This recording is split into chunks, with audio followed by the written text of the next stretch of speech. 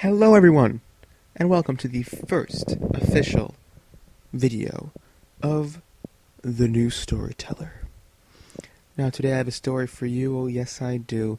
It's a story that has been brewing in my mind for some time now. Yes, I said I'd be doing all improv, but let me tell you, this is basically improv because the idea's in my head, but putting it into words is going to be very difficult, but it's been brewing in my head for years now. Years, let me tell you, years. But instead of saying this and giving you a little tease, I'll just get right to it.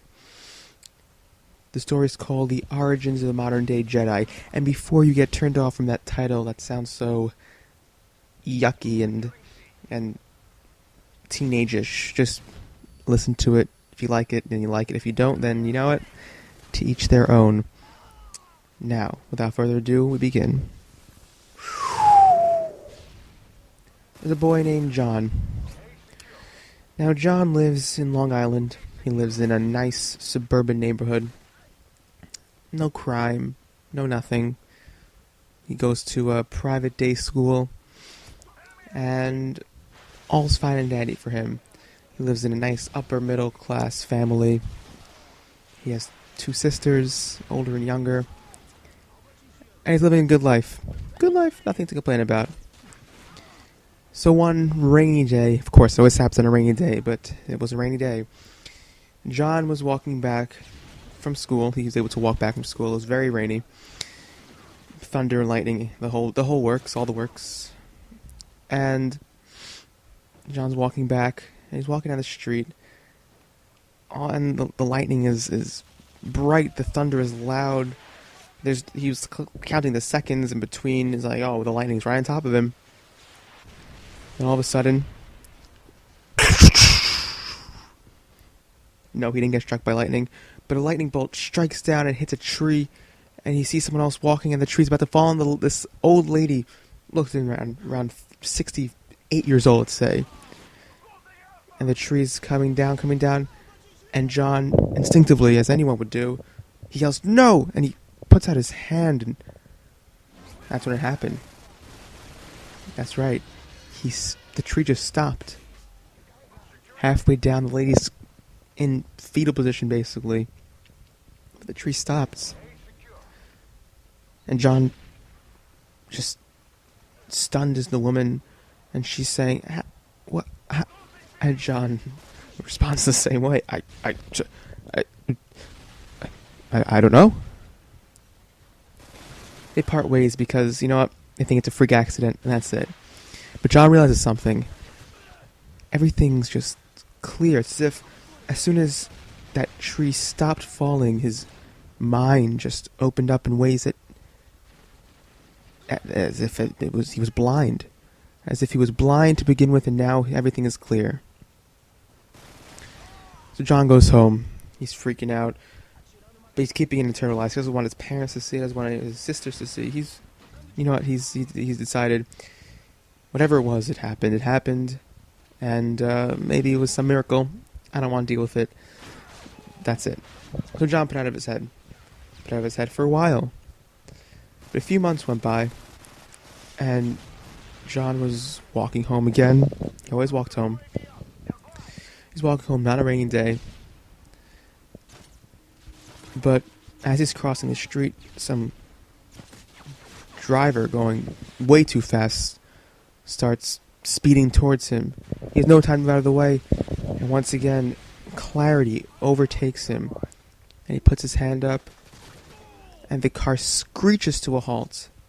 The man inside, of course, banged his head on the thing. He exploded, and he was fine. But a moment of clarity, as if he was blind to begin with, and now he's finally seeing for the first time. Now, the man behind the wheel, he's unconscious. There was no one around to see it, but John knew at this point that something was off. He's 14 years old, and he has some sort of telekinetic, whatever the word. He has powers. Powers that a normal person doesn't have. Powers that, if studied, might bring cures to diseases. Probably not. That makes no sense. But listen, he's a 14-year-old kid. He doesn't know what he's talking about or thinking about. So, John goes home again. But this time, he doesn't just let it go. This time, he tests himself. He sees what he could do. He wants to see if these powers, quote-unquote powers, are real. So he goes to his room. He shuts the door. He locks the door. And he just sits. He sits, and he just tries to raise a pen with his mind. Doesn't work. He cannot raise this pen. He's able to stop a car, he can stop a tree, but he can't raise a pen. He concentrated, he stared at it.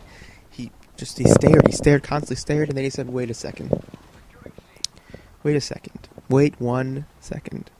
I am a huge Star Wars fan. I am a huge Avatar: The Last Airbender fan. I know that you don't just... There's no just telekinesis.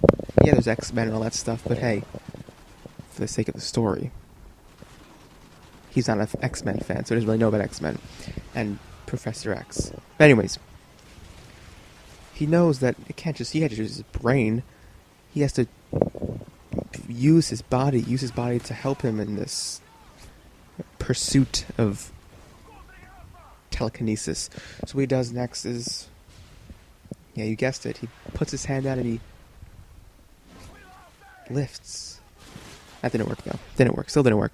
Why didn't it work? Well, because he needs that moment of clarity. He needs to clear his mind, so he meditates. He meditates like any good monk would do, any good Jedi would do, anyone would do. He meditates, he sits there, clears his mind, and the clarity takes him again. His mind is cleared. Everything, the world around him is clear. He hears voices. Why is he hearing voices? He's not going crazy. He's hearing people's thoughts. He's hearing his own thoughts. He's hearing everything. Everything is clear around him. And the pen lifts in the air. But not only does the pen lift in the air, everything on his desk in front of him lifts in the air. He's in the air. When he notices what he's doing, he freaks out. And everything falls, he loses the clarity, and he realizes that he has a gift that has never been documented before, a gift that has only been in movies and TV shows, a gift that could be dangerous, but a gift that could also save lives, a gift that could help him in the world. Now, at 14 years old, you can't really do much with these telekinetic powers. It'll just cause problems. So what did John do? John just trained. John trained to get to that moment of clarity as quickly as he possibly can. John trained in his room for years upon years. By years upon years, I mean, we're going to fast forward now to his senior year in high school. His senior year where, at this point, John could lift a pen, please. John could lift trees, obviously, because he already lifts trees. But he hasn't practiced on anything big. He knows he has that power, though. He lifts his dresser, he lifts his bed, and puts it down ever so lightly. He has complete control over his abilities.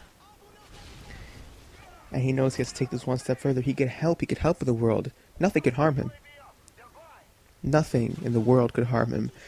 Being the huge Star Wars fan he is, being the huge Force fan he is, he decides that I'm not calling this psychic powers, I'm calling this me being able to manipulate the Force. It was at this point that John knew what he had to do for himself. He had to make a new identity. One that would let him go out into the world and fight the crime that needed to be fought. To be able to fight the good fight as a Jedi. He had no idea how to get a lightsaber, but he knew he had the Force on his side, and he knew what had to be done. After he graduated high school, he was going to become the modern-day Jedi.